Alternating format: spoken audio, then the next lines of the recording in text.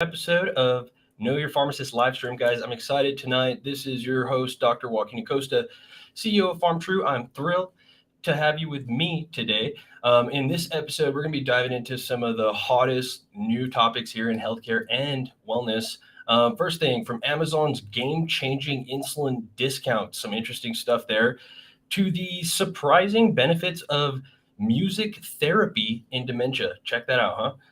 Got a good show packed for you guys tonight. We're also going to explore a little bit of wisdom from a timeless book, To Kill a Mockingbird. Going to discuss after that in our herbal wellness segment the therapeutic potential of natural remedies.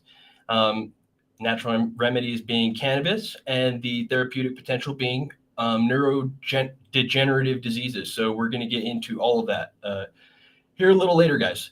After that community spotlight, we're going to be community spotlighting our plant community around here, celebrating Hatch Green Chili roasting season, guys. And after that Men's Health Minute, we're going to be talking about hair health today. Big shout out to our incredible sponsors, Farm True, High Horse, the Trichome Alliance, and Vado Speedway Park.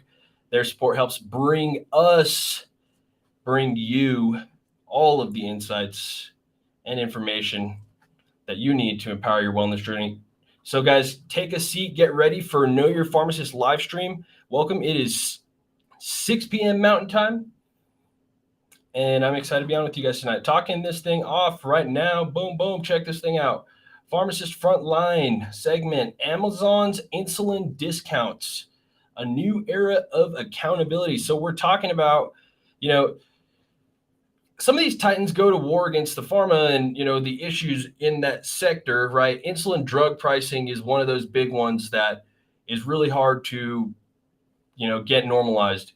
Even the state of New Mexico trying to cap, insulin drug prices on particular, insurance plans or whatever that may be, right? Were they successful? They're still rolling all of that stuff out, and it does depend on brand and generic and this, that, and the other. Well, as we know, the United States of America doesn't negotiate drug prices themselves. So the big powers in the industry being, Walgreens, CVS, now Amazon are the guys who make the deals with the manufacturers and thus, sell and set the prices for drugs, really. So interestingly enough, check this out. Amazon announcing today that basically they're going to start automatically applying manufacturer coupons to more than 14 commonly used insulin products to ease consumer purchases. So they're going to have basically literally automated methods of getting you the best insulin prices. And when you look at the technology in the pharmacy industry, guys, that doesn't actually happen too well anywhere. So it's awesome to see that, these big titans that are taking on, what's up, Aiden Saunders? These big titans that are taking on, big pharma in that way, and the drug pricing industry actually trying to solve problems. That's a good one. So insulin pricing and actually getting that automatically worked in there, I think, it's a great idea. Basically, what happened was, all of the big insulin companies, Eli Lilly, Novo Nordisk, Sanofi, they have been facing that company pressure to drop that price. And the, in Medicare, the Inflation Reduction Act and the Climate and Health Bill together capped insulin costs at that $35 a month for Medicare enrollees. I don't think every Medicare enrollee has seen that. And I don't know if everybody is all clear on maybe the definition of what insulin should be or not, right? Because we talk about insulin, and insulin is super important, but, insulin is not necessarily first line in diabetes anymore. In your American Diabetes Association's guidelines for diabetes, you've got, right, everybody takes metformin. If you have diabetes, you know what I'm talking about. If you don't, I'm sorry, I'm not necessarily explaining that part right now, but it's a tablet. You take metformin. Back in the old days, you're jumping onto insulin after that. But now, you can be taking, your second line is going to be a GLP-1 agonist. So you're looking at brand name medications, yes. expensive. That's what that means. But you've got like Trulicity, Ozempic, those drugs that are for type 2 diabetes that are brand only right now. And because there's no generic availability, obviously those prices stay sky high. You're looking at $1,000 for a month box, right? And so cool, insulin prices by the government have been capped for correct Medicare enrollees. Insulin, to some degree, is almost an old school drug. You need it. It's still necessary. You've got, right, your short acting and long acting insulins, your basal insulin, correct. And it is it is going to regulate. It's going to work.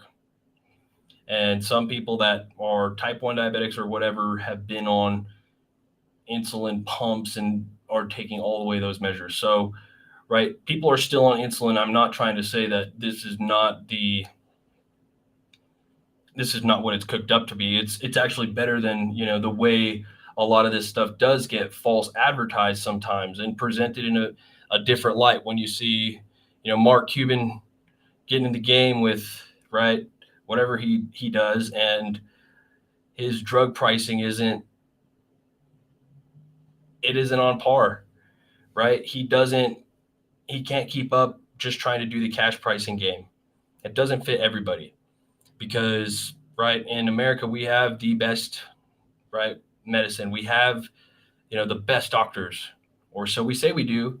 And we have the highest prices for all those medications and services as well. And we look at all of that, guys, right, in those ways. Well, it's just a lot to take in. So Amazon actually is trying to do something good there in the way that they have attacked, manufacturers' high drug prices and tried to work with them to make them more affordable for people. I know not everybody can afford manufacturer coupons, and the terms for manufacturer coupons don't often allow, for people to even get the medication that they want or need. Manufacturer coupons are often based off of the manufacturer's insurance, the manufacturer's contract with that patient's insurance. So everybody's insurance at the end of the day are going to be held by some, at the top managed care organization. And basically whoever's handling that managed care is going to say which, therapy is preferred for which condition, or which prescription drug is preferred for which condition, right? And those are based off of the various contracts that they have between the different providers of insurance themselves, of their insurances between them. So their pharmacy benefit managers underneath, and they may be more incentivized to promote one specific brand name medication over the other because they have a better back end deal with, right, Novartis or whatever that is. So that is truly, about how drug pricing works in this country, right? And unfortunately, it's gotten out of hand, right? And you could say it's gotten incredibly out of hand. However, where we're at now, it's cool to see somebody actually trying to make a decent dent here. And sometimes the outrageous drug pricing is such a challenge to people because, pharmacy teams may not be trained in knowing how to navigate around those situations. It could be as simple as the pharmacy team doesn't want to put in the work to help you get the discount card to help you get your medication because the pharmacy team is so, filled with work or something, right? So these things can actually really affect the way that we think maybe drug pricing even works. Okay, somebody can scare you away quickly because at the drug counter you go, this is going to be $1,000. What? Well, good pharmacy, employees are going to help find better options for patients, is what I'm getting at. And Amazon is talking about they are trying to automatically, sync in those manufacturer coupons for those. Hopefully they expand that out for more than just insulins, the other brand name medications. That would be really nice to make that, easier. Sometimes the doctor's office will send the patient with the manufacturer coupon so that the patient can take it to the pharmacy. But right, there's loss to follow up there. If the doctor's like, oh, you need to be on this expensive medication, here's this coupon card, present this to your pharmacy. Pharmacy has to be, willing and able to input that coupon. Coupon has to work with patient's insurance and the way the doctor prescribed it. Medication has to, be in stock. These things all have to work out, and they don't happen instantly. So where you look at that situation, I love the idea of the automatic application of the coupon cards themselves, looking for getting, patients the best prices at the end of the day. And I think, there's a difference in the pharmacy world between the truth behind that and not the truth, and who to believe, what to believe, right? GoodRx creates those decent cash offerings on generic drugs. Some generic drugs are, just cheap in general, and you can just get great cash pricing on those. But that's very different for every situation and every drug. And so anyways, shouting out to that Pharmacist Frontline. Capiche. Moving on to Tech Talk. Guys, check this one out. Kind of cool. Talking about a company here called Lucid Therapeutics. So interestingly enough, right, Lucid Therapeutics has jumped in on, looking at the health benefits of music. So what does that, right, look like? Let me share a screen for you guys on our Facebook and Twitch and Twitter stream, Instagram. I'm sorry, guys, that I don't have that for you guys. But just checking out at this company has literally put in that research, right, for, the health benefits of music. And the specific one I wanted to get into today was a study that they got into in musical interventions in the symptoms of dementia. So pretty interesting. Right here, Dr. Frank Russo, he's their chief science officer, and this is their website that I'm showing you guys here and some of this stuff. And so what I'm going to show you here is this. We're going to go over this article about, AI personalized music for people living with Alzheimer's and how that, works, right? So pretty interesting. When I click read the paper here, it takes us to another screen, which I will show you right here. Again, so developing a music-based digital therapeutic to help manage neuropsychiatric symptoms of dementia. And again, guys, this is coming from a company, Lucid, who have created, multiple different music playlists for people to, manage their mental health or dementia or whatever this may be. And this is a study that they put on. So I thought, it's pretty cool, right? And this is out of Toronto, Canada. And cool. So check this out, right? So it's showing the brain and, parts of the brain that get, affected with, correct, right? Anxiety, agitation, both signaled by the colors red, magenta-ish, and, dark purple. So again, here, looking at research, are music-based interventions indicated for the treatment of anxiety and agitation symptoms related to dementia? Well, interestingly enough, right, notable benefits include increased social engagement, reductions in anxiety and agitation, and trying to look at all of that. when the 3 studies here that, out of their 15 randomized control trials that they evaluated, 12 of them reported a significant reduction in anxiety or agitation in the music therapy treatment arm, but the 3 of them didn't. The 3 that didn't were excluded due to no personalization of music therapy and low fidelity.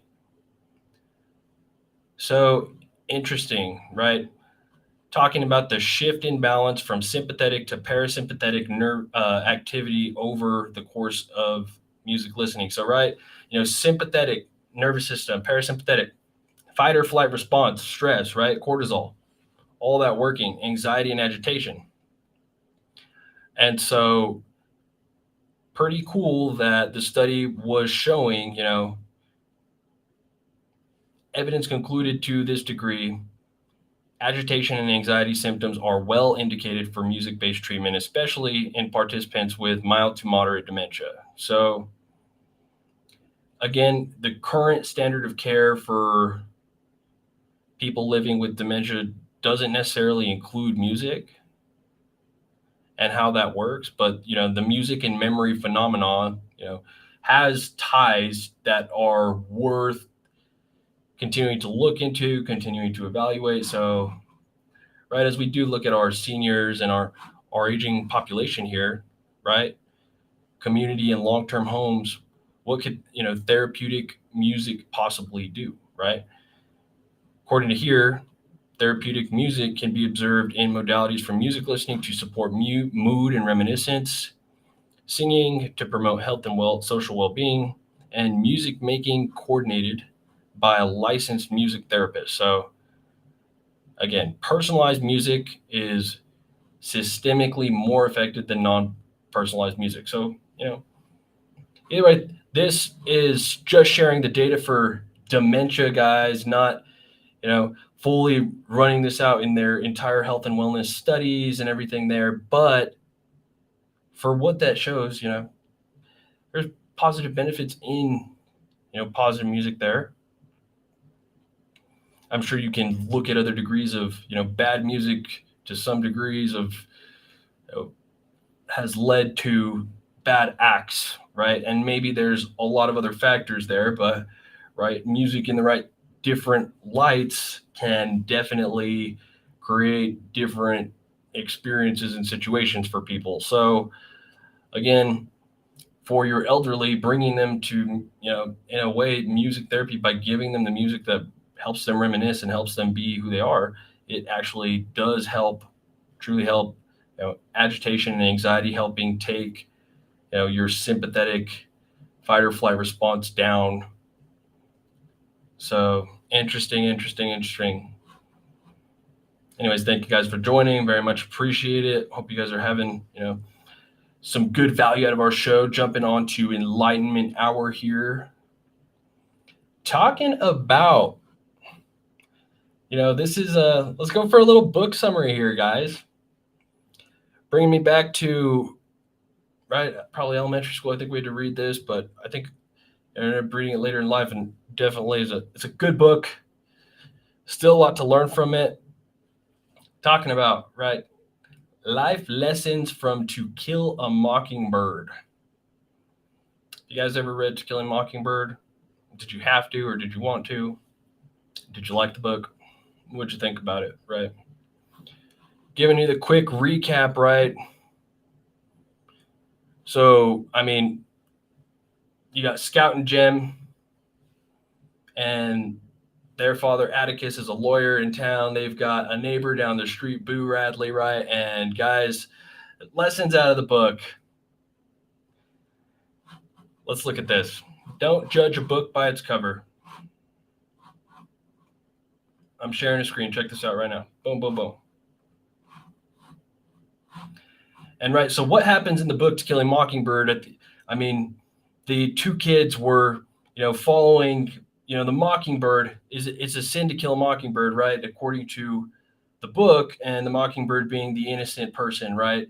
And the innocent person in the book being, different characters that get represented. Tom Robinson being the, black guy that gets wrongfully accused for raping somebody, and Scout and Jem's dad are, defending this guy in court, which leads to, other hateful acts that are put upon the kids were attempted to be, murdered, and thus were protected by another, you know, character that was there, that was another mockingbird, right? So Tom Robinson was a mockingbird there, and the justice there at the end of the day, the kids were going to be murdered, and Boo Radley ends up, murdering, right, their accuser there, because, you know, the lawyer put the judge and everybody else on blast for the wrongful trial, and they were embarrassed, tried to kill the kids.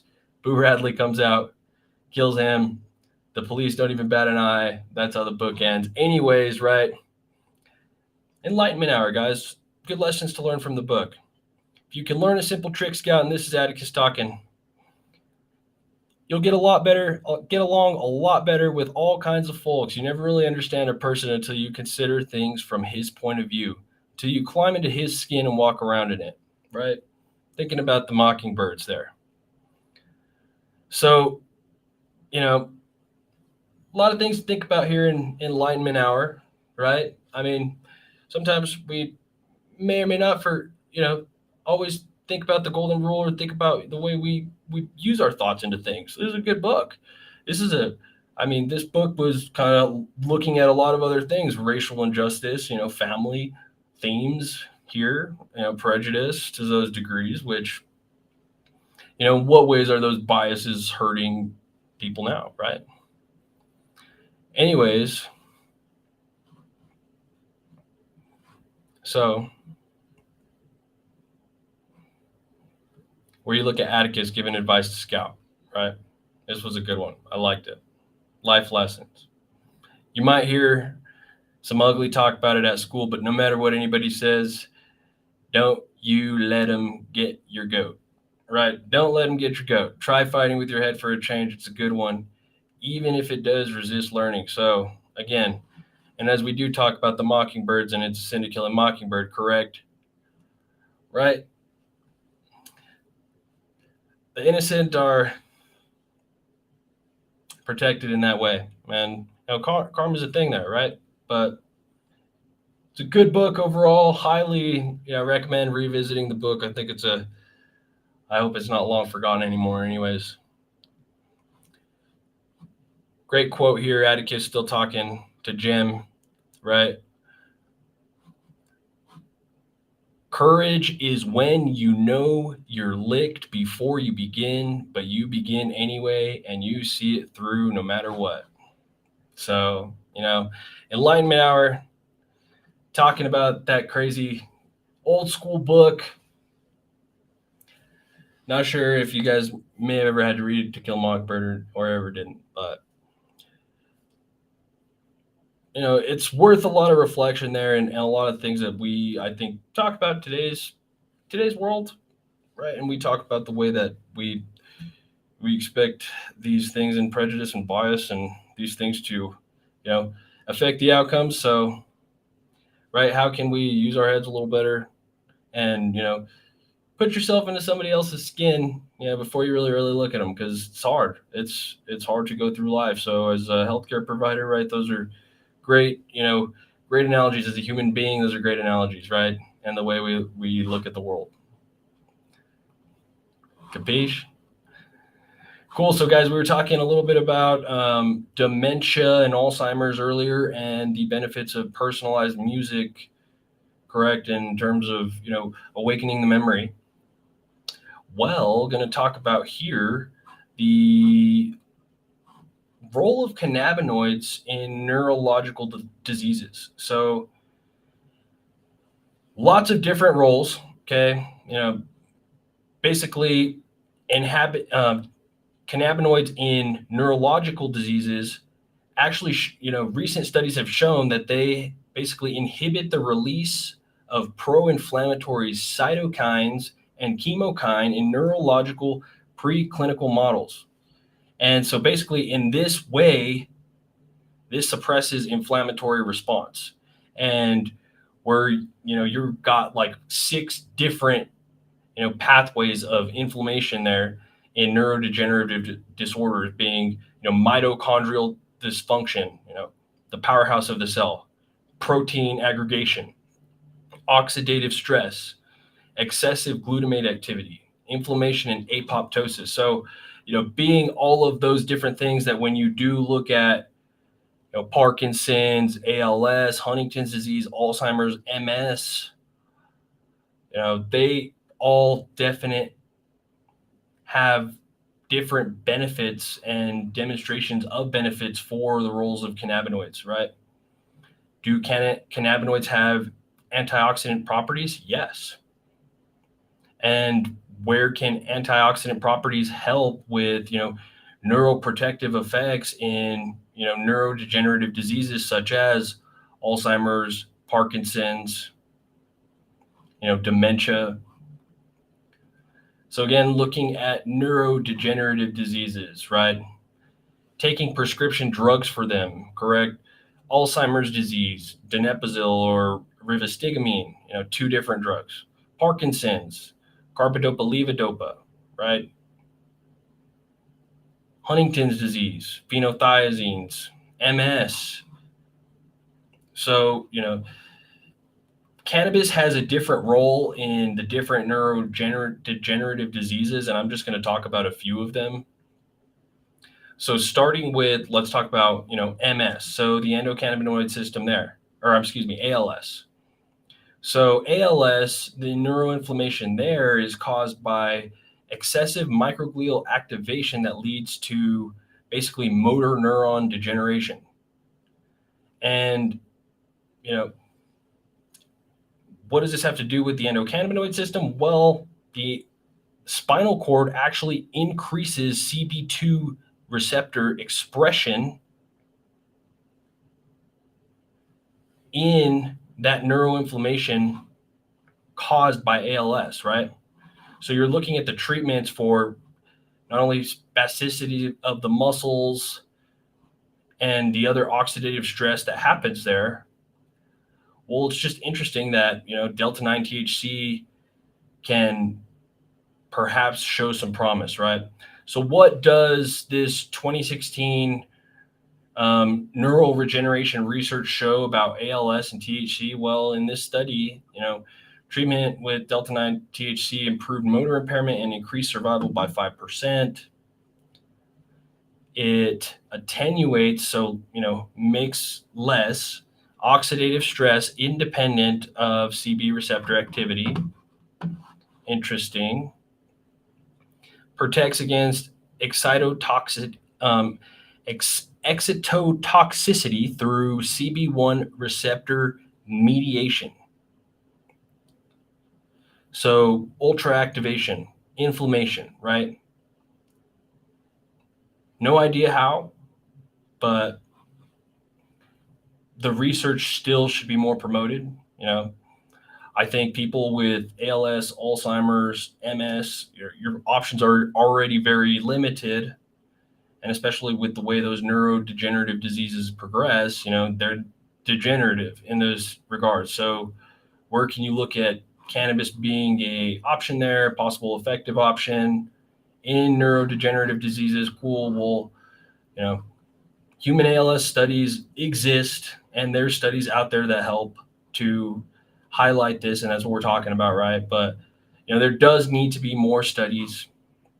In the ALS studies, side note on dosage forms, inhalation was the most optimal dosage form for patients because patients with ALS often had dysphagia or difficulty swallowing and couldn't swallow capsules or hold, sublingual formulations in the mouth. So interesting enough, right?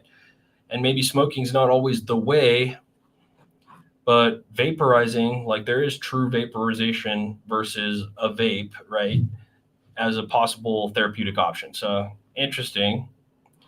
How about Parkinson's disease? 1 out of every 100 adults over the age of 60 gets affected with Parkinson's. Parkinson's doesn't even have a test to confirm the diagnosis. So again, Parkinson's, degenerative death of dopamine cells. Your dopamine cells already drain, 60 to 80% by the time um, Parkinson's symptoms actually appear, like the motor symptoms, correct? Interestingly enough, there's a book published in 1888 called A Manual of Diseases of the Nervous System. And this was written by neurologist Sir William Gowers. And in this manual of the diseases of the nervous system, he noted that oral consumption of cannabis extract quieted tremors and, after a year of chronic use, helped stop tremors altogether. Although he could never clearly delineate the cause of the tremor. So,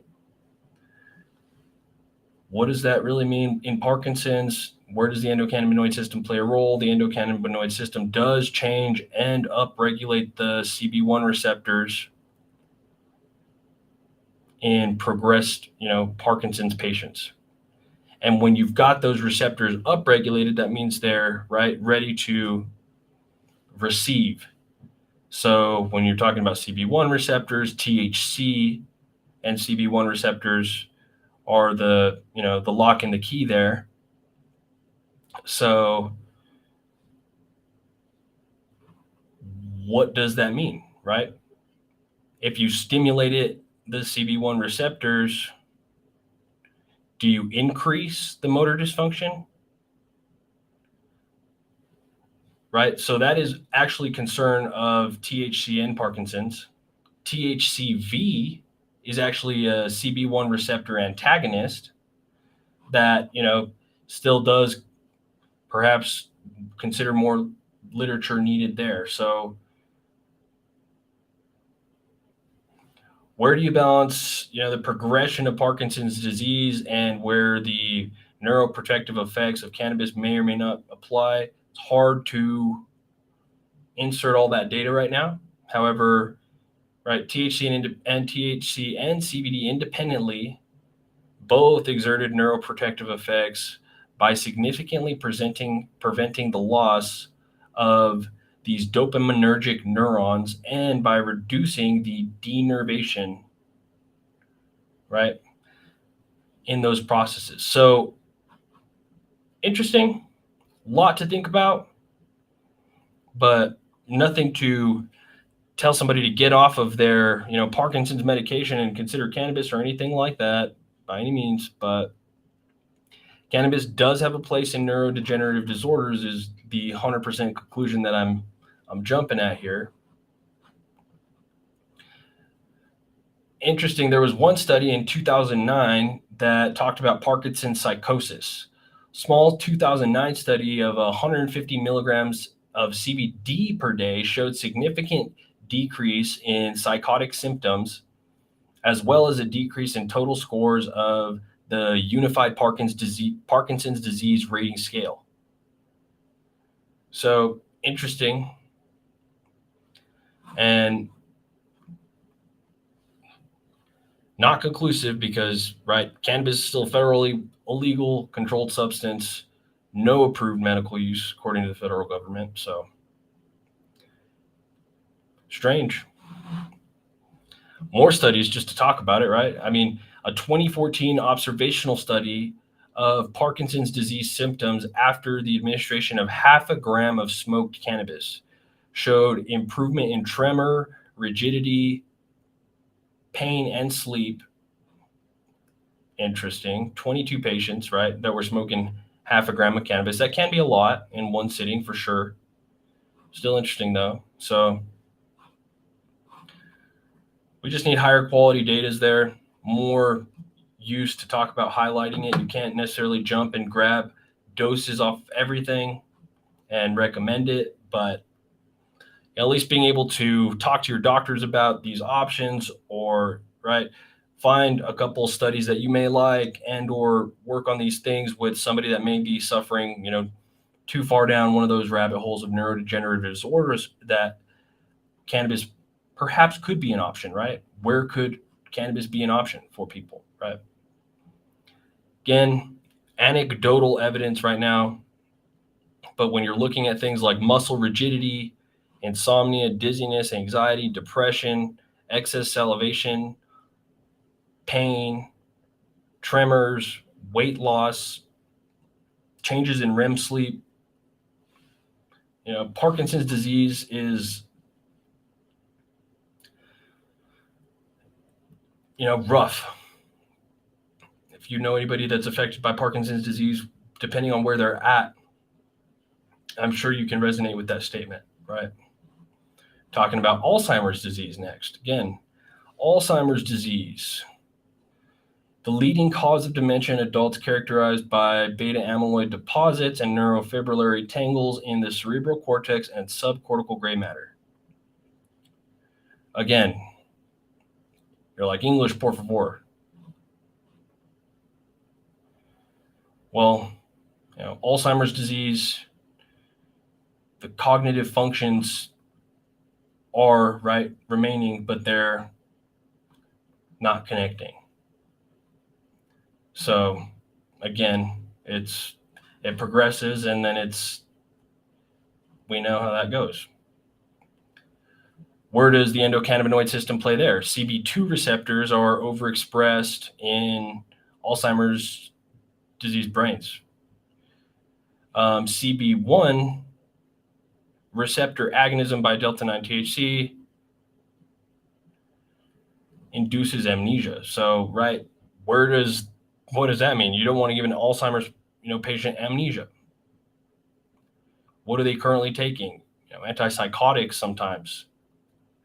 NMDA receptor antagonists more so. Right? Acetylcholinesterase inhibitors. So, again, what does that mean? Where do we even know the full entire role of what the CB1 and CB2 receptors play in Alzheimer's? No, correct.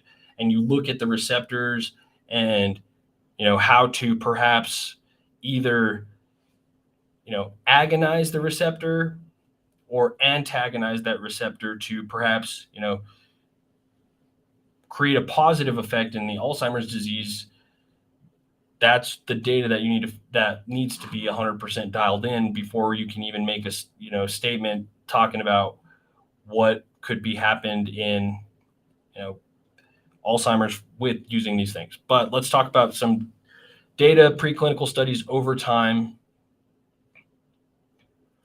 So again, back in 99, first one here coming out, CB1 receptor stimulation shown to have a dose-dependent inhibitory effect on nitric oxide release in murine microglial cells. Again, so you're noticing, or they're already playing with the CB1 receptors, in Alzheimer's disease. What is that going to do, right? Well, this one here, 2003 study looked at a CB1 receptor antagonist, which was actually able to improve amnesia induced by beta amyloid fragments. Interesting, right? So plenty of, potential things that could be there.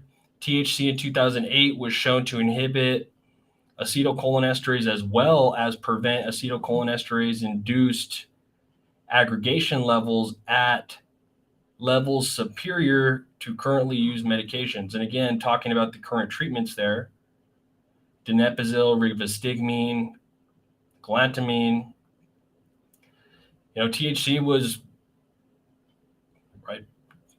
showing there to do its job better than the current medications out there. But how does that affect, your CB2 receptors and everything else, right? There's a lot of different factors to consider. So again, at the end of the day, it kind of teases, the promise of cannabis in these neurodegenerative diseases. But when I look at Alzheimer's disease and cannabis, and I look at Alzheimer's disease and Prevagen, guys, Prevagen is a big waste of money to me when you're looking at the literature there. And I mean, we can go on Huntington disease and what that is, MS, but I'm going to skip Huntington's and talk about MS, right? A little bit more well known in multiple sclerosis, anandamide levels and the 2-arachidonoglycol levels, basically your body's version of THC and CBD, are actually upregulated where there is nerve damage. So, they are trying to, those endocannabinoids, again, anandamide, 2-AG, are basically the plant version of THC and CBD that are helping to, your body's creating and sending to the right nerve damage there. So can you assist the body by putting the plant medicine in there? Perhaps, controlling some of the symptoms of the disease with cannabinoids. What can that do, right? In the normal physiological conditions, you've got basically your nerve fibers, everything's working and feeding properly, correct? All the, synaptic output and excitatory inputs are all on a perfect rhythm. And then, all of a sudden they're demyelinating and you have loss at all that. Cannabinoids, what do they do at those receptors to help reduce the actual loss of glutamate, right? During, that degeneration or demyelinating inflammation, right? Cannabis in there actually, has been shown to be able to compensate for the lack of inhibitory interneurons, reducing, glutamate release from excitatory inputs. So you have inputs, glutamate is not regulated properly, inflammation and degeneration continue to happen, MS. And that's a very choppy version for sure. But, right, what are the current treatments? You've got your corticosteroids, your immunosuppressives, because sometimes you have extreme inflammation, acute attacks, right? The immunomodulators are all the injectables and everything that's coming in, other interferons, and then your symptom control with your muscle relaxers. So again, where can THC play a role in MS? Where can CBD play a role in MS? Where can cannabis play a role in MS? Still a lot of options, as we do talk about CB1 and CB2 receptors, right?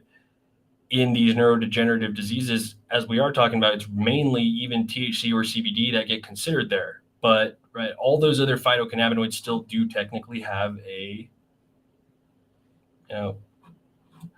possible therapeutic benefit that may not be realized yet.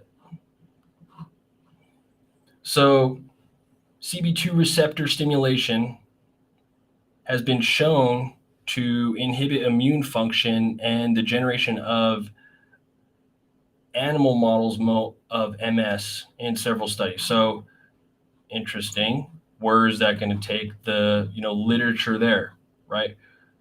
Well, CB2 agonism by, agonizing the CB2 receptor, preclinical studies show, slowed neurodegeneration by decreasing the microglial activation and migration. Animal models, again. So, a 2000 study showed that reduction in tremor and spasticity after treatment with THC. Interesting. What could that be? So, again, guys, there's a lot of studies. 2011,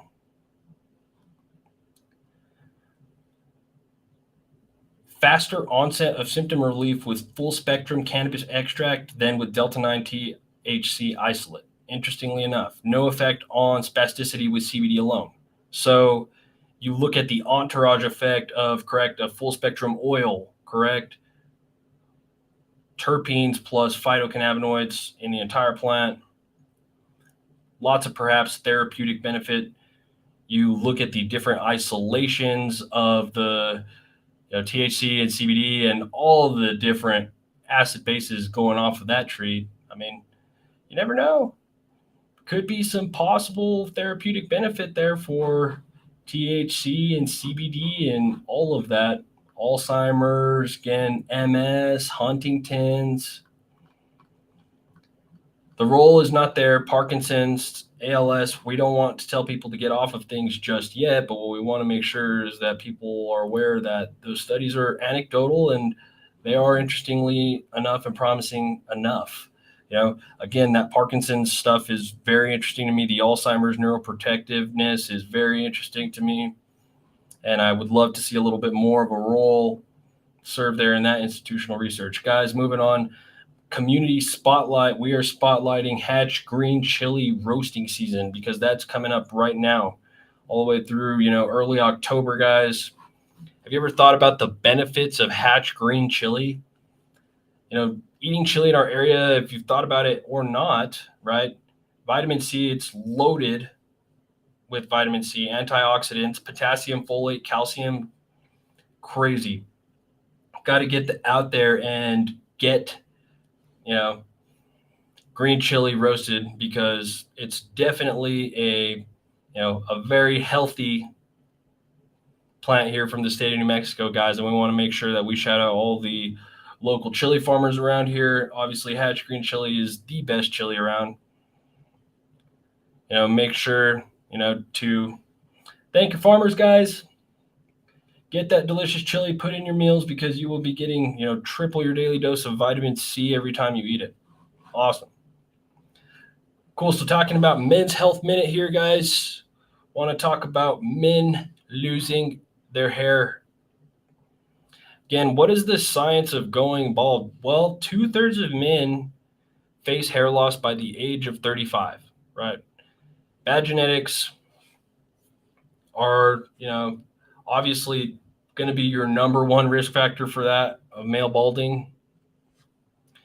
But what can you do about it? What are the options? What are the true top options there for balding versus getting a toupee or,